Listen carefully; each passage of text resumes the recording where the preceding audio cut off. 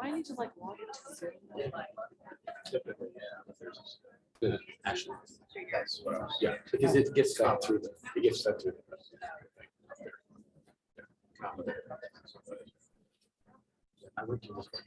So I don't worry about that. Or Zoom questions.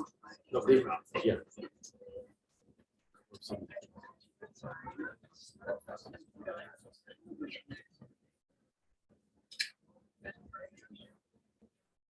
Yes, so it's like it's kind of crazy that they know that you were trying, right? Like, even though you have to think now, right? It's like, it's like, and then it's see those videos? Someone really bad with it. Yeah. So the guy lives like right across the street. Oh. He was a joke that he goes to the it's scary because he didn't come through the direct line. He came through the grass.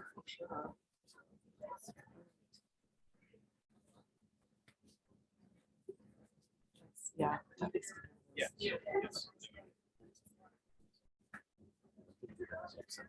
Should we get started? Sure. Okay with that? Yeah.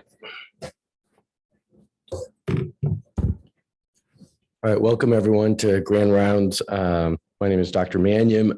Dr. Sethi is out and asked me to welcome Megan Patel. Dr. Patel is the clinical pharmacy specialist for the Medical Intensive Care Unit Program Director for PGY2 Critical Care Pharmacy Residency.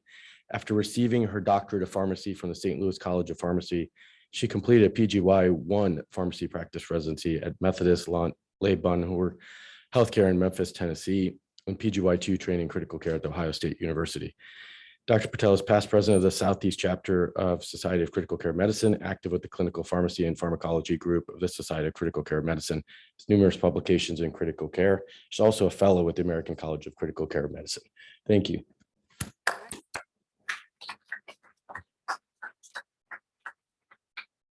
Hi, everyone. Thank you so much for coming. Today, we're going to be talking about fluid therapy. Now, fluids are ubiquitously used during the hospital, but probably not given the same amount of thought and attention as they should be. And so my goal is at the end of this presentation today, you care as much about fluids as I do. Before we begin, I have no financial relationships to disclose. The question I'd like to start off with is, are fluids medicine? And to answer this, I'd like to refer to a quote by a Swiss physician, Paracelsus, that says, all things are poison. Solely the dose determines that a thing is not a poison. And certainly this is true of all other medications, right? High doses can certainly cause harm to our patients. And my argument is that the same is true of fluids as well. Today, we're going to be talking about differentiating the components of various crystalloid IV fluid therapy. Fortunately, we don't have the time today to talk about colloid fluids, including albumin. We're also going to describe the consequences of inappropriate crystalloid fluid administration on patient care, and then finally determine and define the impact of fluid creep. I'd like to start off with considering a patient case. EH is a 76-year-old, 70-kilo male admitted for severe sepsis, which is now resolved. He's hospital day 4, continues on IV antibiotics, and is hemodynamically stable. So on hospital day 4, what fluids should be prescribed? Is it A, D5-L-LAR at 75 mils per hour, B, D5-half-NS at 75 mils per hour, C, no fluids are needed, he probably received plenty on admission, or D, by fluids do we mean furosemide? So show of hands, who thinks A? Who thinks B? C? A lot, okay. D? Some? Maybe E. There isn't quite enough information in this case to really make a decision. But hopefully at the end of this presentation, we'll talk about what the different things are that need to be considered on making fluid choice. In the United States, there are no nationwide guidelines that talk about fluid therapy or fluid care, but the United Kingdom has the National Institute for Healthcare and Excellence Guidelines, or the NICE guidelines. And they state that IV fluids should be given the same status as drug prescribing, and that 20% of patients on IV fluids and electrolytes suffer complications or morbidity due to their inappropriate administration. So that's 1 in 5 patients experiencing iatrogenic harm from fluid administration. They also state that fluid evaluation should be conducted every 24 hours. And this is certainly true of all other medications. And we should consider this for fluids as well. Before we talk about fluid balance in an acutely ill patient, let's talk about what this looks like in a healthy patient, a non-hospitalized patient. Their intake and output are balanced and driven by thirst and hunger, and then output driven by urinary excretion, which is driven by ADH, antidiuretic hormone. And then finally, they have some insensible losses, lung, skin, feces. In an acutely ill hospitalized patient, this balance is no longer the same. Patients are unable to vocalize thirst or hunger. They may be physically unable to eat or drink based on their injuries. And then, of course, we may make them NPO and able to eat or drink based on procedures or things that they're having done in the hospital. Urinary excretion, still driven by antidiuretic hormone, but we know a lot of different acute illnesses are going to affect that. And then finally, in addition to their insensible losses from the listed here, they may have fevers, have increased amount of sweating, NG tube suction, fistula output, surgical drains and chest tubes, and a lot of other things that we need to take into consideration. Today, we're going to be talking about the 4 Ds of fluid therapy: drug, dose, duration, and de-escalation. The first we're going to talk about are the different types, the different drugs. Before we do that, we have to talk about tonicity. So tonicity is solute permeability on the cell membrane, and this is measured in total solutes per volume. So a hypotonic fluid is an IV fluid that has a lower tonicity than the inside of the cell. That's going to cause fluid to shift from a low solute concentration to a high solute concentration, cause that cell to swell. Isotonic fluids are IV fluids that have the same tonicity of a cell, so we have no net fluid change from either intracellular to extracellular. And then finally, hypertonic fluids are IV fluids that have an increased tonicity compared to inside the cell, causing fluid to leave the cell and causing the cell to shrink. The other thing we need to consider with fluid and solute homeostasis is where the fluid is going. So we administer it into the vein, but then based on the tonicity of the fluid, it moves in between the plasma, the interstitial space, and then the intracellular space. And the final thing that's going to affect fluid homeostasis and fluid movement is our endothelial glycocalyx. And this is a membrane of glycoproteins and proteoglycans on the endothelial cell. And so the integrity of this layer is directly going to impact the development of interstitial edema. So on the left here, we have our healthy glycocalyx. On the right, we have our damaged glycocalyx, and that's going to cause capillary leak. Capillary leak is a phenomenon that we're most familiar with in sepsis. It's most commonly described in that patient population, but other disease states, inflammation, trauma, hypovolemia can all cause damage to this glycocalyx layer and cause that capillary leak. And so fluids are no longer behaving like we expect them to. When talking about fluid components of our different, most commonly prescribed crystalloid fluids, first we're going to talk about our normal serum value. So this is our sodium of 135 to 145, chloride, potassium, and calcium, and then finally our pH and osmolality are at the bottom.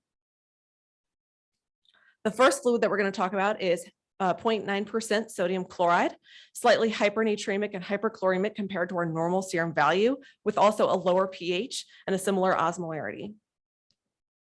We know that this 0.9% sodium chloride is really anything but normal. We have supraphysiologic composition of both sodium and chloride aspects. Hyperchloremia caused by normal saline causes an acute kidney injury from sustained renal vasoconstriction, and it increases that renal intracapsular pressure. This ultimately causes a decrease in tissue perfusion and a reduced microvascular flow. And so the damage from this hyperchloremia is described in a lot of different literature. I'm going to talk about this trial specifically. This is a retrospective study of 109,000 patients with systemic inflammatory response syndrome. The authors looked at total IV fluid load and chloride load examined from 24 hours prior to the patient developing SIRS until 72 hours after. They found increased mortality associated with a high baseline serum chloride level, large increases in serum chloride from baseline, and then large chloride load that's independent of the total IV fluid volume that the patient is receiving. And the results are best depicted in this graph. So on the y-axis, we have mortality. On the x-axis, we have total amount of chloride that's administered over that 72-hour period. And you can see the almost linear relationship in this graph that as the amount of chloride administered increases, the patient's mortality correspondingly increases. And some very serious consequences associated with chloride and hyperchloremia. Which leads us to our next fluid, lactated ringers. This balanced crystalloid is one of many different types of balanced crystalloids. There's also Hartmann solution and plasmolite. Lactated Ringers is the cheapest as far as cost is concerned. So that's the fluid that we carry here at Erlanger, and this is the most common fluid that most hospitals in the United States have. Its components here are much more balanced, much more comparative to our normal serum values than normal saline. So sodium that's much lower, chloride that's much closer to physiologic value.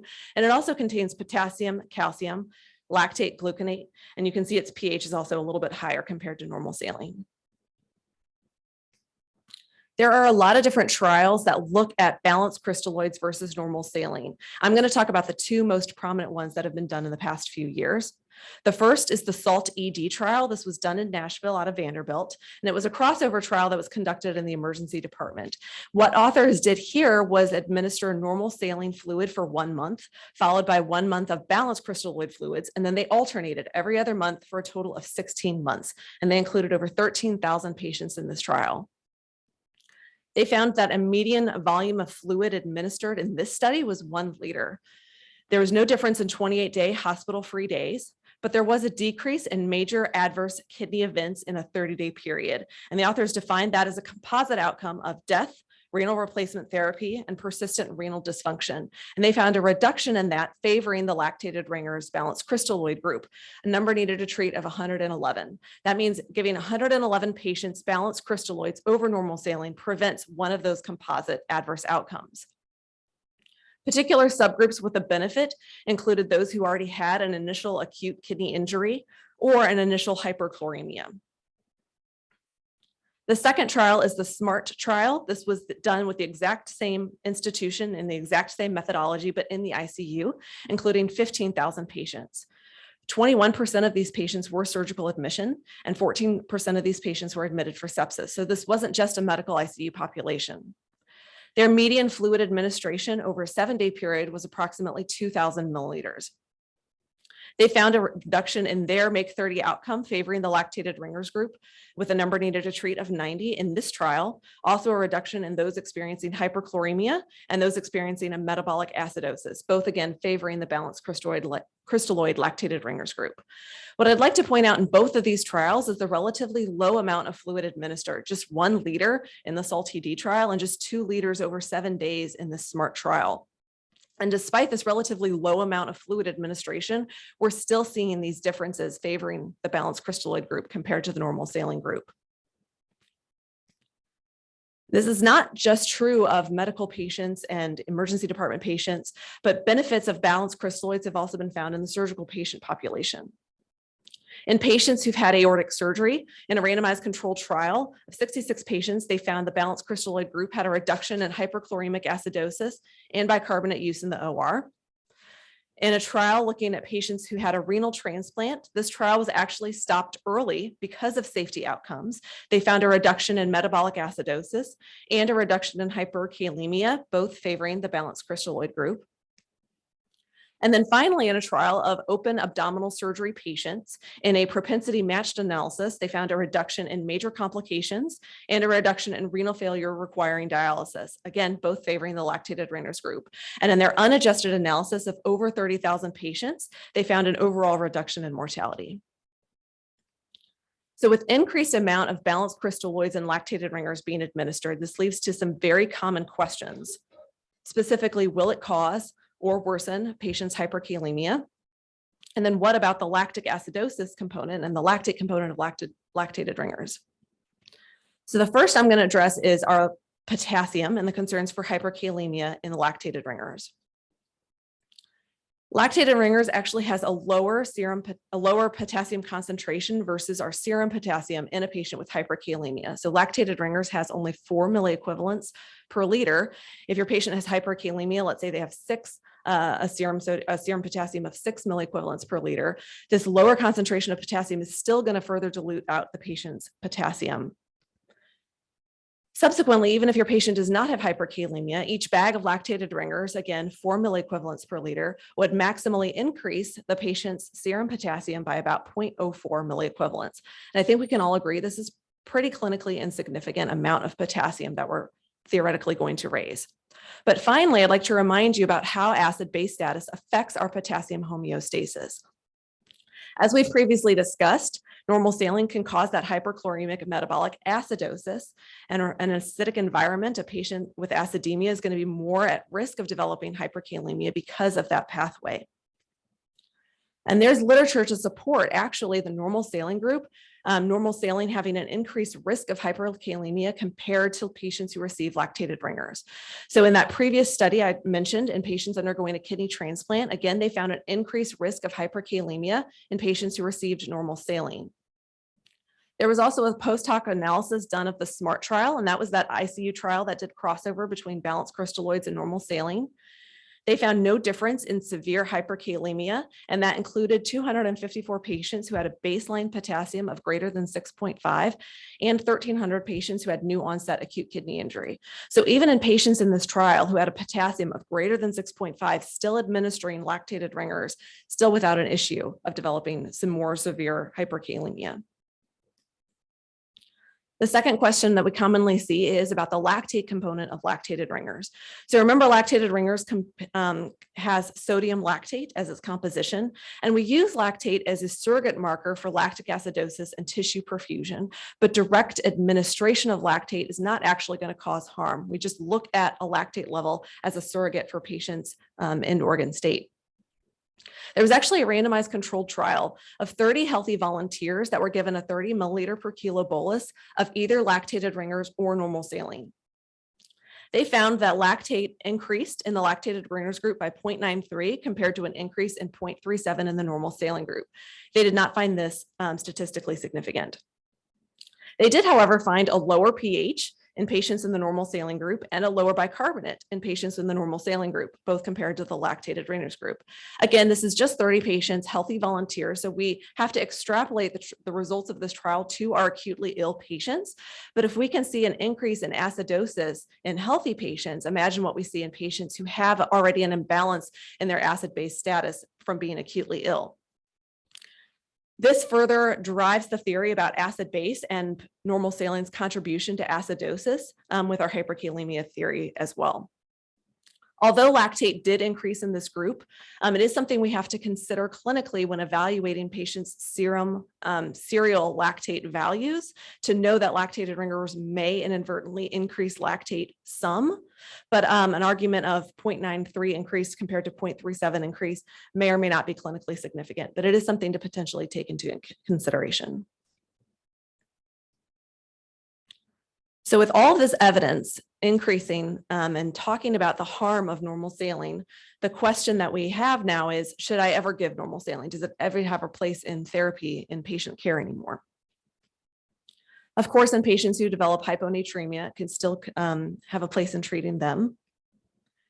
Patients with acute neurologic disease, so cerebral edema and elevated ICPs, in these patients, we're often targeting a hypernatremic state to help drive movement of sodium and prevention of worsening of cerebral edema or resolution of cerebral edema. And so it may be more appropriate in those patients. And then finally, in very limited scenarios, we have to consider patients who have limited IV access. Lactated ringers has much more incompatibilities from a fluid standpoint with medications than normal saline does. It's often not been studied as much as other medications compared to normal saline. So in the odd scenario that your patient only has one IV site and we have to give a lot of different competing medications, that may be a scenario where normal saline is the only option we have. But I do argue that a lot of patients with these acutely ill needs are going to have more than one IV site, or we're able to adjust when we're administering what types of fluid boluses and what types of medications so that we can account for that. And then finally, we have half normal saline or 0.45% sodium chloride, half the amount of sodium and chloride than normal saline with a low pH and low osmolarity. It is a hypotonic solution. This low osmolarity and hypotonicity can potentially cause venous irritation when given alone. And this is a lot of times why we combine this with dextrose.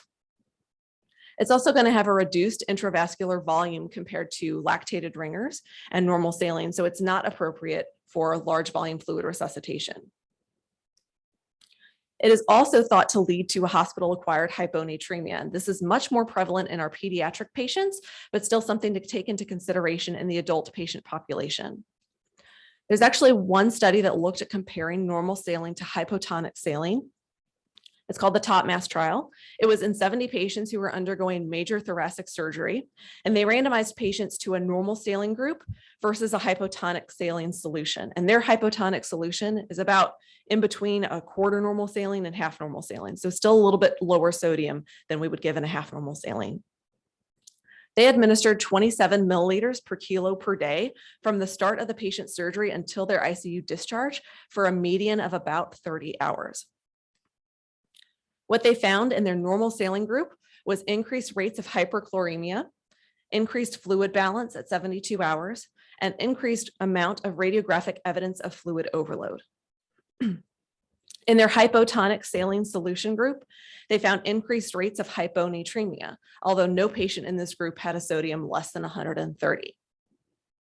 I think this trial highlights that both of these types of solution have risks to our patients. We really need to be closely evaluating every day what type of fluid we're administering and if they're experiencing any of these adverse events.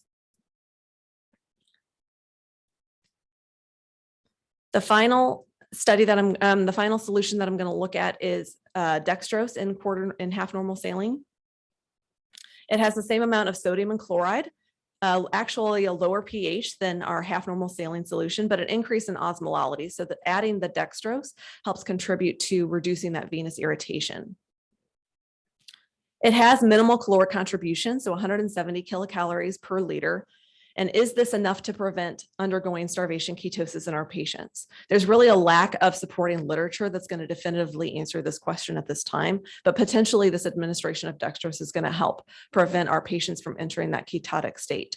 And there is some guidelines and opinions that suggest that any patient who's receiving a maintenance IV fluid, which we'll talk about here in a little bit, should have dextrose added to it to prevent that development of starvation ketosis.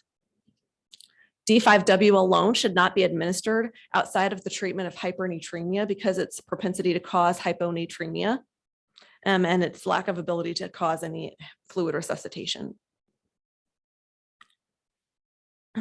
To review what we've talked about so far, we have a 67-year-old female presenting with severe sepsis due to community-acquired pneumonia. Labs have been sent, but have not yet been resulted, and she's hypotensive. What is our best fluid option? So who thinks A, lactated ringers? Great. Who thinks B, normal saline? Okay. D, D5 half? No. And then of course not D, dextrose 5 and water. So both C and D are not going to have the same amount of sodium. They're not isotonic fluids. They're not going to be able to fluid resuscitate our patients. They're not going to be effective in a patient who's hyponatremic. And then of course we've talked about the harms of normal saline and the benefits of lactated ringers. And in fact, these have led to the surviving sepsis guidelines that recommend balanced crystalloids over a sodium chloride because of those risk of harm. Second patient, 45-year-old male presenting with intracerebral hemorrhage, now hospital day 3 and is mildly hypotensive. Sodium is 135 and chloride is 103. So what is our best fluid to give this patient for a fluid bolus trial? Who thinks A, lactated ringers? B, normal saline? C, D5 half? Or D, dextrose? Okay, so it's definitely not C and D. We know that it's not going to cause and improve patient's hypotension, but maybe in this patient, normal saline may actually be the best solution. This patient has labs. We know they're not hyperchloremic now, probably not risk of developing hyperchloremia with a small amount of fluid. And so it's reasonable to try a small amount of sodium chloride because we don't want this patient to get a further development of hyponatremia. We're now going to switch gears and talk about dose and duration of fluid. And in order to do that, we have to talk about the different categories of IV fluid. So there's resuscitative fluid. This is guided largely by hemodynamic monitoring. Replacement fluids. This is for patients who experience persistent ongoing fluid losses like fistulas and surgical drain output. Maintenance fluids. This provides fluid and electrolyte for patients who are unable to achieve this enterally. And then finally, unintended fluids. This is fluid that is administered as a vehicle for IV medications. So the intent of this is not actually to give our patients fluid, but to administer a certain type of medication therapy. Now, the NICE guidelines from the UK have this fluid decision algorithm to assess what kind of fluid the patient needs. The first question is the patient in need of fluid resuscitation. If so, we give us resuscitative fluids, either a 30 milliliter per kilo balanced crystalloid solution or sequential boluses of 500 milliliters over 15 minutes, evaluating the patient's response each time. If the answer is no, we do a very thorough history and clinical exam to determine if the patient can meet their needs enterally. If the answer is yes, we give things enterally. They don't need IV fluids. If the answer is no, we then have to assess if the patient has a complex fluid and electrolyte problem or an abnormal distribution of their fluids. So that question is continued onto this slide. And if the answer is yes, complex problem or abnormal distribution, then they perhaps need replacement fluids. We're going to see this in patients with rhabdo, tumor lysis syndrome, DKA, very large volume emesis or NG tube suctioning, fistulas, and surgical drain output. If the answer is no, then this is the kind of patient that might need routine maintenance fluids. The key to this algorithm is that patients need to be reassessed daily to determine what kind of fluid they need. So the first thing that we're going to start by talking about is resuscitative fluids. And there are a lot of questions about resuscitation fluids. The first, does everyone initially need a 30 milliliter per kilo bolus? There's increasing amounts of evidence that since the original Rivers trial published in 2001 that gave 30 milliliters per kilo, that maybe this is too much fluid. Maybe not every patient needs this. Recently, in the past year, there have been the Classic trial and the Clovers trial. Both have looked at restrictive fluids versus liberal fluids in patients, and both found no difference in mortality, meaning restrictive IV initial fluids may still be okay compared to a liberal fluid administration strategy. The problem with moving away from a 30 milliliter per kilo initial bolus is that this means we need to provide patients with smaller boluses more frequently with more targeted, directed hemodynamic monitoring and assessment. And this is a large taxing thing on our nursing staff and on our provider staff. So give a 500 milliliter bolus of fluids, monitor the patient, tell the nurse to pull another amount of fluid, give that bolus, monitor the patient. And this is a large amount of time and on our resources. And we all know that there's a nursing shortage that we have to consider. It may be what's best for the patient. I don't think right now we have a definitive answer. If it's not 30 milliliters per kilo, then how much is it? That's still a question that's not yet been adequately addressed. How do we take into account patient comorbidities? What about patients with heart failure, patients with end-stage renal disease? They're going to be more at risk of developing fluid overload than other patients. Do they still need a 30 milliliter per kilo bolus? There are some trials that have looked at this, but nothing that's large scale prospective studies that's going to definitively answer this question. What weight do I use when calculating a fluid bolus in an obese patient? We live in the southern part of the United States. Patients can weigh 200 kilos. And if we're giving them a 30 milliliter per kilo bolus based on actual weight, that's 6 liters of fluid. Is that too much? Do we use an adjusted weight? Do we use an ideal body weight? Again, there's some literature, some retrospective analyses that have looked at this, but nothing prospective that's going to definitively answer this question. And of course, we all love payment and financial aspects of the hospital. So CMS does still require early goal-directed therapy and 30 milliliters per kilo, unless there is very specific documentation that that increased amount of fluid may actually cause that patient harm. So the jury's still kind of out on resuscitative fluid, but I'm very excited. I think there's a lot of different types of trials that are going to come out, that are coming out now, that are talking about this, that's going to cause everyone to kind of reconsider what types of resuscitative fluids are needed. Next, we're going to talk about replacement fluids, again, for patients who have persistent ongoing fluid losses. The trial I'd like to look at here is in the operating room. This was a prospective multi-center trial of 8 centers that looked at a restricted or standard perioperative IV regimen. So in their standard regimen, patients had an anesthesia preload of 500 milliliters of hydroxyethyl starch, and then a calculated normal saline replacement of 7 milliliters per kilo per hour, followed by a de-escalation depending on the amount of time that they're in surgery. Both regimens gave patients a 500 milliliter bolus to account for lost during the fasting period during their pre-op phase. In the restricted group, this was in a D5W, and in the normal saline group, this was in the standard perioperative group, this was normal saline. So they looked at 141 patients admitted for colorectal surgery. Of course, on postoperative day 0 and on postoperative day 1, those in the restricted IV fluid regimen group received less fluids. As far as outcomes go, the restricted group had less overall complications, less major complications, less minor complications, less tissue healing complications, and less cardiopulmonary complications, perhaps indicating that even in the OR, even in patients undergoing abdominal surgery, restrictive IV fluids are still okay, and in fact, better than patients receiving the standard regimen.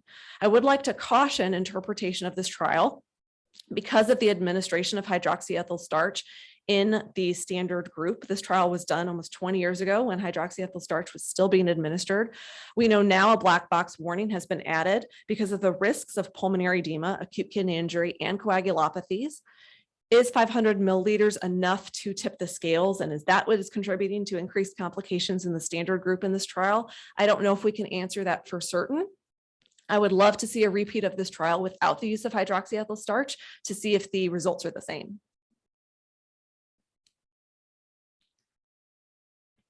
We're going to talk about maintenance fluids. Again, fluids and electrolytes for patients unable to achieve this enterally. And there are no standard guidelines that exist and a lot of questions about maintenance fluids. Recommendations are largely opinion-based, but in general, an amount of 25 to 30 milliliters per kilo per day are recommended. The TOPMAS trial that we talked about previously administered 27 milliliters per kilo per day in that patient population that was undergoing thoracic surgery, and they still found complications in both patient groups. So again, a caution even administering maintenance fluids of watching fluid and electrolyte status. There's some conflicting recommendations. An opinion article from the New England Journal of Medicine said that administration of IV fluids is an essential component of supportive care for acutely ill patients. But the UK guidelines say that no IV infusion should be continued simply because it is a routine part of clinical care, and really evaluation needs to be done on a daily basis. We still need to have caution in patients with hypotonic IV fluids and development of iatrogenic hyponatremia because D5 half normal saline is probably the most commonly administered type of maintenance fluids. But there's some questions that I have to ask. How long does a patient need to be in PO before we administer maintenance fluids? So every night, when you go to bed at some point after dinner, depending on your snacking routine, some point after dinner until you wake up, everyone is in PO for a certain amount of time. And really no harm comes from that. And that's at least a period of 8, 10, maybe 12 hours. Other people fast for large parts of the day with seeming no amount of harm from periods of fasting. So how long are our patients fast before we need to consider adding maintenance fluid to their regimen? There's no trial that answers this right now that says after 5 hours, after 10 hours, after 24 hours, that's when we need to add maintenance IV fluids. The other thing that I'd like to address in this is that it is so ingrained in historic practice in hospital that when a patient gets admitted, they're immediately made NPO, and maintenance IV fluids are auto-checked or added as some component of our routine admission orders to the hospital. Is that still appropriate? Do we need to make patients NPO automatically on admission? I think typically in the ED, yes, because you're still trying to figure out information. Are they going to need an emergent procedure that giving them food is going to put them at risk for? Do we need to intubate the patient and place an NG tube? So initially, there are still a lot of questions left unanswered, but now they're a little bit stabilized. Hospital day 1. Let's start feeding them. Let's start giving them enteral nutrition. And then we don't need to worry about maintenance fluids. We know the gut works and does a fantastic job at water and solute and electrolyte homeostasis. And so let's use that and make sure that our patients don't have iatrogenic complications of types of fluid. And then finally, the last type of fluid category I'm going to talk about is unintended fluids. Fluids that were only given because we wanted to give a medication. This leads to fluid creep, which is increasingly used term in the literature that talks about this increasing amount of fluid that's given to patients during their hospitalization that's really unintended. In 2013, 46 ICUs participated in this point prevalence sodium study. So they looked at all the different types of sodium that a patient was given in a 24-hour period in the ICU. And on the x-axis here, we have the different categories that they divided this into: maintenance fluid, fluid bolus, etc. Medication IV piggyback, continuous medication infusions, and IV flushes accounted for 29.5% of the patient's 24-hour sodium intake. Again, this is for sodium, not for fluids, but a pretty significant amount of sodium from sources that we didn't intend to give them sodium from. In 2018, a retrospective study of ICU patients was conducted, and fluids were categorized as either maintenance fluid if their infusion rate was less than 166 milliliters per hour, a resuscitative fluid, or fluid creep. Again, fluids from medications, fluids from keeping a vein patent, KVO. They included almost 15,000 patients over a total of 103 ICU days that they evaluated. And this is not just medical patients. They looked at all types of patients, 50% medical, 30% elective surgery, 21% emergent surgery and trauma. What they found in this graph on the y-axis is the mean percentage of daily fluid intake. And they found fluid creep to account for over 30%, over a third of the patient's fluid intake. And look how little the amount of resuscitation fluid is here. We think we're giving these patients so much resuscitative fluid, but really the largest majority, other than nutrition, was from fluid creep. The impact of fluid creep and medication diluents is further discussed in this medication diluent study. This was a prospective open label sequential pilot study. What this trial did was relied on pharmacists in their medical ICU to change patients' diluent IV medication excipients from normal saline to dextrose. So any patient in the ICU in the medical ICU during the study period who did not meet exclusion criteria had their fluids changed from having something admixed in normal saline to have something mixed in dextrose as long as it was physically incompatible. And they did this until the ICU patient's discharge or until day 7. They included 400 patients. They found that the medication diluent volume that was analyzed in this study was about 3.5 liters, which contributed to 63% of the patient's total IV volume intake. 63% of their total IV volume intake was from medication diluents. They found a higher rate of hyperchloremia in the normal saline group, but no difference in hyperglycemia, the amount of insulin required, or hyponatremia in the group that received the excipient of dextrose combined with their medications. In their logistic factor regression analysis, they found factors associated with hyperchloremia included being in the normal saline diluent group, having ICU admission, serum chloride, and creatinine levels that were higher, and those who received any boluses of normal saline. They found for every liter of medication diluent received that was in normal saline, the risk of acute kidney injury increased by 10%. So a really significant amount just from medication diluents. I think the study was really novel by doing this from at least a unit-based component. I think it's really too early to be able to say that we should switch every patient in this institution from having things mixed in normal saline to mixed in dextrose. We still don't know the effects of this on patients with brain injury or other types of non-medical ICU patients. And unfortunately, the way that most electronic health systems are set up, I can't tell Epic anytime someone's admitted in the MICU, we're going to admix their antibiotics and dextrose, but anytime they're admitted in another unit, they're going to be mixed in normal saline. And the work on the pharmacist perspective to do this for every medication in this unit is quite significant. But I do think it's something that we need to take into account. And maybe our ICU patients who are receiving multiple fluids, lots of administration of fluids, maybe this is something that we need to be considering more routinely instead of just in patients who develop hypernatremia. Lastly, we're going to talk about de-escalation. So in these trials, before we start, I want to talk about what cumulative fluid balance is. And a lot of these trials, they define a positive fluid balance as really anything that's greater than 0. But we need to wonder, if a patient is plus 100 milliliters, is that the same as being plus 1,000 milliliters, plus 10,000 milliliters? Literature really has inconsistent definitions of fluid overload. Some define as an increase in weight from baseline by about 10%. Some define fluid overload as being symptomatic only. I think we're all aware that obvious fluid overload can lead to pulmonary edema and overt peripheral edema, but do patients who don't have those two complications still have problems from fluid overload? Is this just a concern in patients with heart failure and end-stage renal disease? These trials look at mortality based on cumulative fluid balance in patients with sepsis. So this first study was a study of 173 septic patients. It was prospective and observational, and they found that for each milliliter per kilo increase in fluid balance was associated with increased mortality.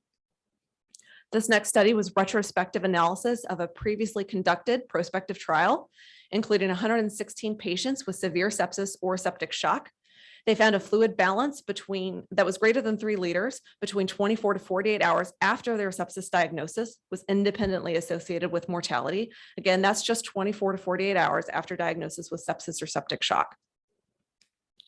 In this retrospective analysis of a previously conducted prospective trial in 778 patients with septic shock, a positive fluid balance at 12 hours and at 4 days were both independently associated with increased mortality, even out to day 25.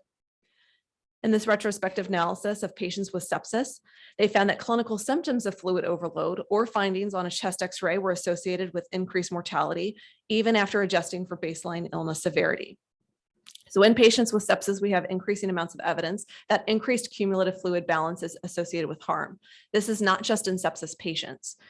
In this retrospective analysis of 15,000 ICU patients, and they included all different kinds of ICUs, 38% of patients in the surgical ICU, 39% of patients in the medical ICU.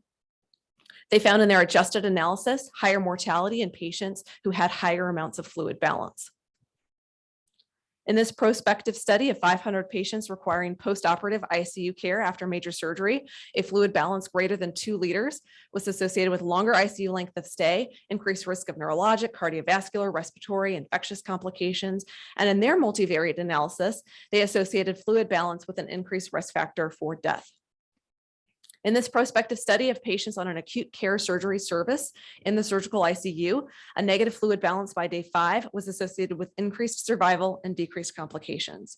And if mortality data isn't enough, increased fluid balance is also associated with increased hospital length of stay, increased ICU readmission, increased renal replacement therapy, increased duration of mechanical ventilation, and worsened discharge outcomes, including increased discharge to acute care rehab and decrease in independent ambulation on discharge. So what do we do about it? How do we cut the creep? We need to really consider the volume of fluid from medications when determining fluid administration. So not just from fluid boluses, but if our patient needs maintenance fluids or replacement fluids, how much fluid are they getting from the medications that we're giving them? For example, if you're prescribing someone between 25 to 30 milliliters per kilo of maintenance fluids, you have to subtract the amount of fluid that they're getting from medications. This leads me to a question for the non-pharmacists in the room. You prescribe someone 1,500 milligrams of vancomycin. How much fluid are you giving them? So who says it's either 500 milliliters or 100 milliliters? Okay, who says it's 250 milliliters? Who says it's 500 milliliters? Who has absolutely no idea? Be honest. Right, most of you. The answer is 250, by the way. 250 milliliters of normal saline if you're giving someone 1,500 milligrams of vancomycin. What about linezolid? How much fluid is in linezolid? Does anyone know? Non-pharmacist? 300 milliliters, but it's in dextrose, not normal saline. So we have to keep that in mind also, right? When talking about where the fluid is distributed in our tissue.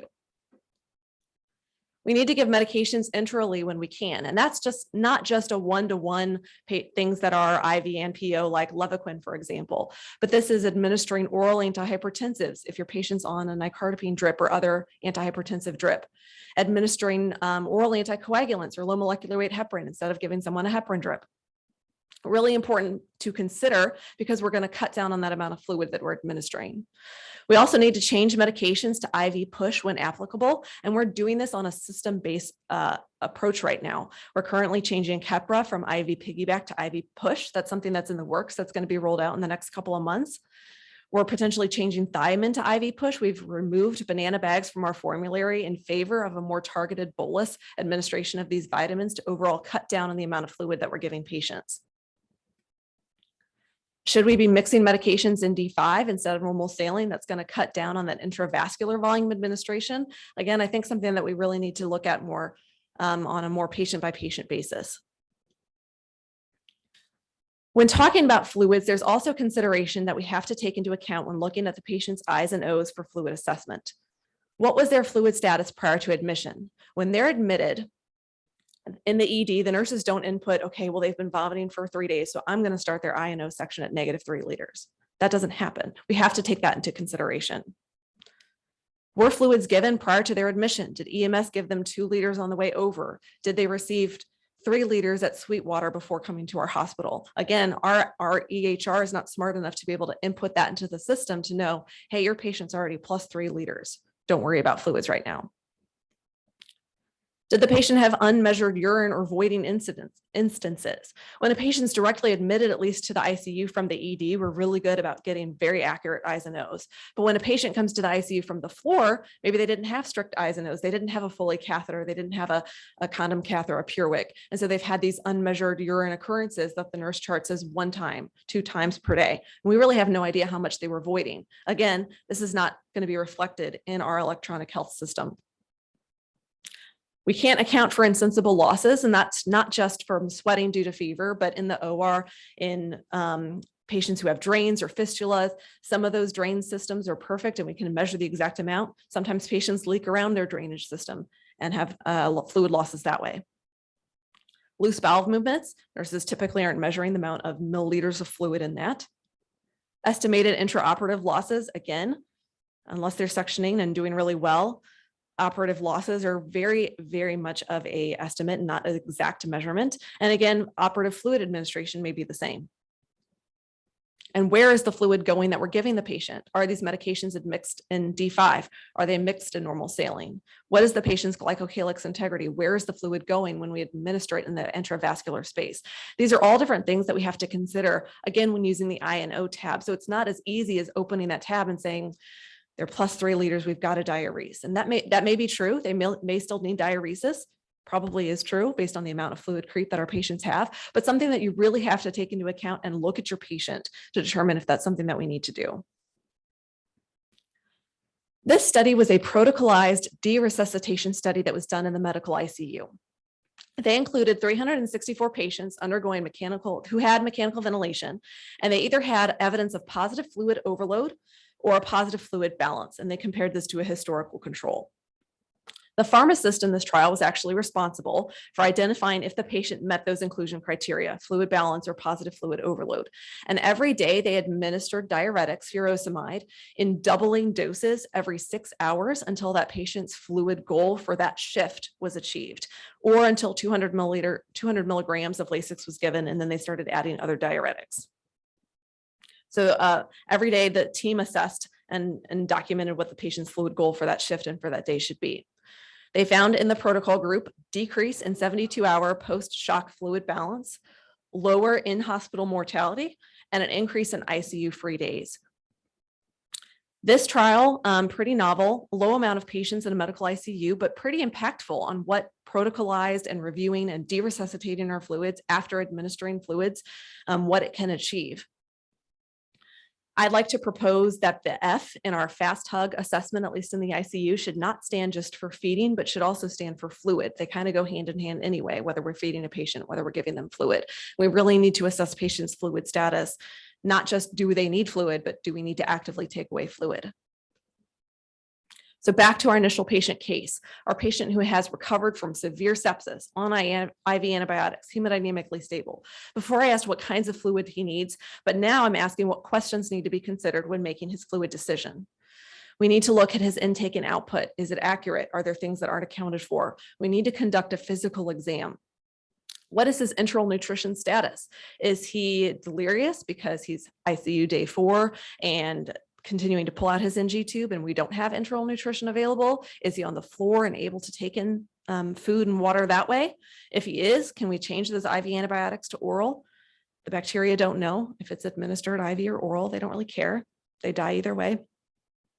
If we do need to administer fluids to him, what are our serum sodium and chloride lab values? Is a hypotonic half normal saline appropriate? Do we need to be administering balanced crystalloids?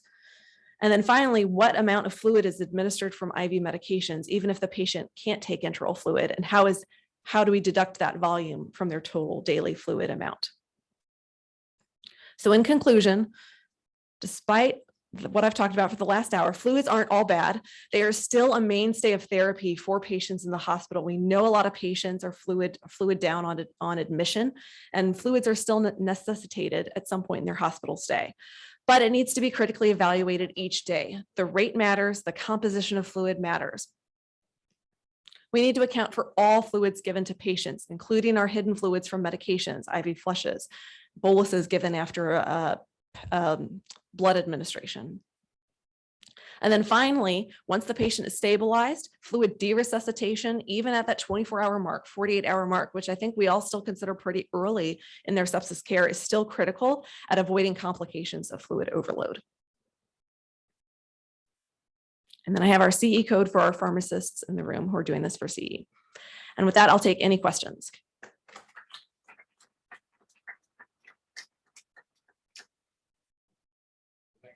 Great talk. Thank you for that. Thank you. Thank you all for your time and attention.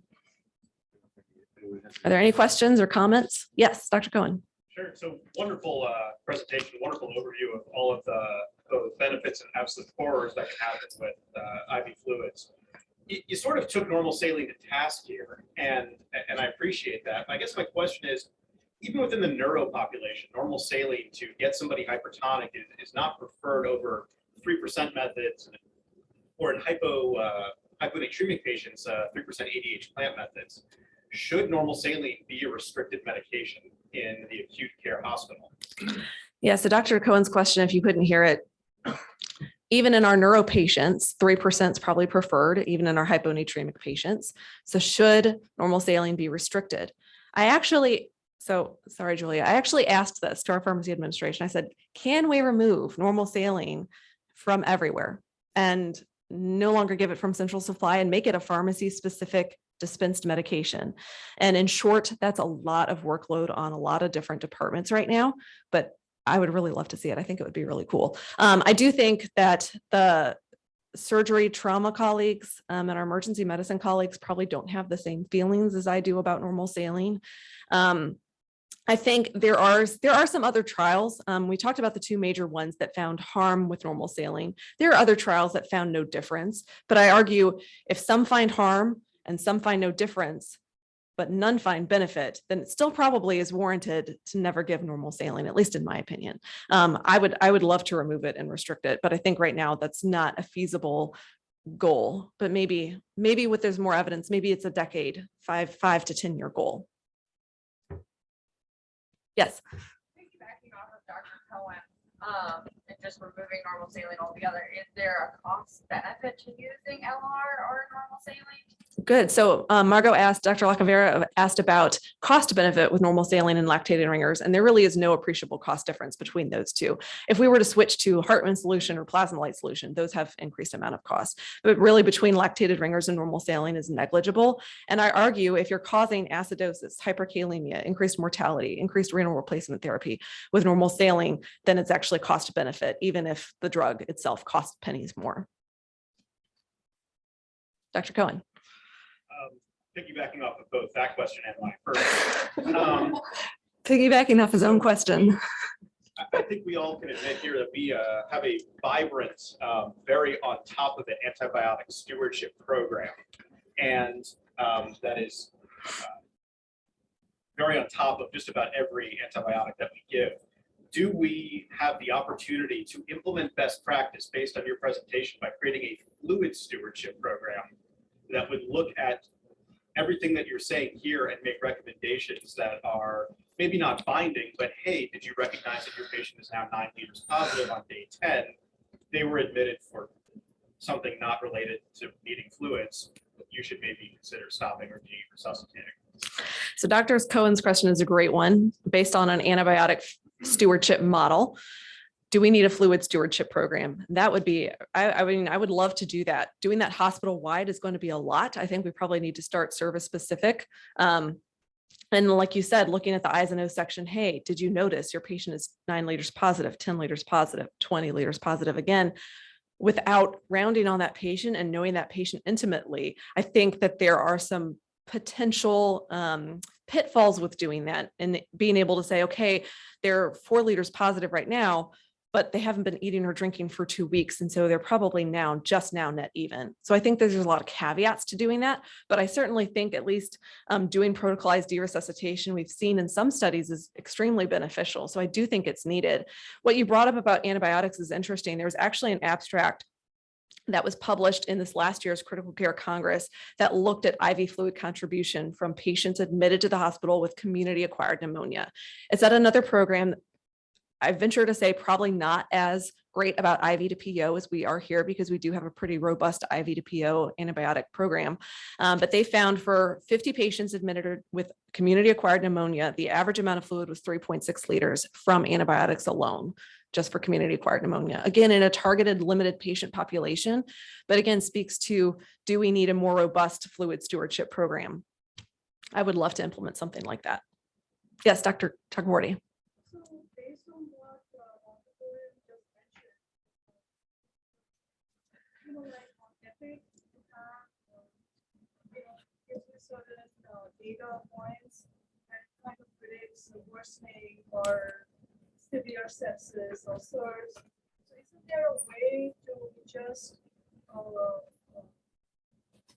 emphasize how much fluids on the patient, like, with the Epic, it just, and basically just alert, hey, your patients are on IV fluids for the past 7 days, and it's 20 liters, volume, and at least it will alert the providers, about it. I don't know, actually, Aaron is our IT specialist, right? Yeah, so the question was about how do we alert providers, hey, they're still on fluids, they're fluid positive. So this is actually an initiative that I brought to our P&T committee in this past fall. The idea was, can we put a required stop date on fluids? And that's what we're going to move to probably later this summer, early fall, so that when you order fluids on your patient, you have to enter a stop date. That stop date does not like bind you legally, right, to that. I mean, you can change it if your patient improves better, faster than you thought they would, is able to take enteral nutrition, or maybe put it to stop tomorrow, but today you don't think they need it. But it puts that idea in all of our providers' minds. We have to think about duration of fluid when we're thinking about prescribing fluid. And so hopefully doing that will at least move it to the top of the medications. Hey, this is expiring. You need to consider this. Reevaluate both. Do you still need fluid? And then is the type of fluid appropriate? Are they developing that hyperchloremia? So hopefully that'll help improve some of that fluid stewardship initiatives to help make providers a little bit more cognizant about why they're prescribing fluid when fluids are prescribed. The other aspect of that, which is a very large task, is looking at all of our order sets that have fluid in them, that have fluid pre-checked. What is the duration of fluid on those? Do they need fluid for that amount? I think when I asked Epic to pull this list for me in the fall, we had over 350 order sets that had fluids as part of the order set. Again, usually on admission, people are thinking patients need fluids, but do they really? Does it need to be part of the admission order set? Is it something that should be thought about separately? We don't want to go so far onto the other side of things that we're causing patients harm, that we're increasing the amount of vasopressors that we're giving because we're not giving fluids. Some of the restrictive versus liberal trials found that even though there was no overall difference in patients, those in the restricted group may have required more vasopressors for a short amount of time, which is not inconsequential, right? Especially when ICU beds are on shortage and nursing staff is on shortage. That's something that we need to consider too. So I don't want to swing the pendulum too far the other way, but I do think drawing people's attention to fluid balance, to the amount of fluid that they're getting, could certainly help. We can ask Kyle to also look at the fluids. I'll put it on his list. Dr. Koo. Sometimes we see IV Lasix and fluids enter at the same time. Would it possible that there's a check in terms of you have both, one has either one has? Yes, I would love that. We are moving. So right now, pharmacists don't verify every fluid that's being ordered on patients. That is a very, very complicated task, but something that again is happening later this summer, that pharmacists are going to start verifying every fluid. And I hope that with education to our pharmacists about hyperchloremia, things like furosemide, there may be more discussion and interventions about furosemide and fluids. I think there is some potential for, I don't think we should discontinue something automatically. I know sometimes in the unit we administer Lasix and then 2 hours later, we're like, oops, did we do too much? We probably need to give a little fluid back. Like that doesn't happen often, but it happens somewhat frequency. And there are still some providers that flush the kidneys with giving fluids and Lasix at the same time. Yes. So there's not a lot of evidence for that, but it is still being done. But I agree with you. It seems kind of like I say with beta blockers and pressors with, Ambien and all of our other meds, we're putting our foot in the gas and the brakes at the same time and trying to just hope our outcome's what we want. But really we need to pick a strategy. Are there any other questions or thoughts? I think this is a great discussion. I think fluids is definitely something that has a lot of room for optimization. How we optimize it is something that's going to be challenging, but I think there's a lot of ideas on what we could do. Yes. I was just going to add in an ICU setting, I think like pressors, the quad strength versus others. Sometimes I was unaware of that early on in my training, and I think that was something nurses would approach me about, saying, hey, this patient's getting a ton of fluid, they're starting to get more volume mobility. That's something that I think is often missed. Yeah. From our residents. Yeah, Dr. Emery's point about increasing the strength and concentration of certain medications like quad strength Norepi to reduce the amount of fluid that those patients getting is certainly something that I know, or at least our nurse colleagues think about. And I would say they probably don't think about it from a fluid standpoint, but from how frequently do I have to change this bag? But certainly something that we should all be considering, because I think the other day when I opened a patient, they were saving 50 milliliters per hour of norepinephrine, and that's a lot of fluids that they may not need.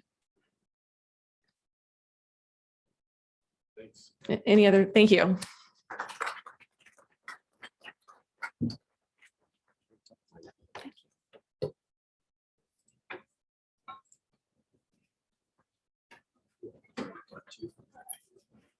It makes me.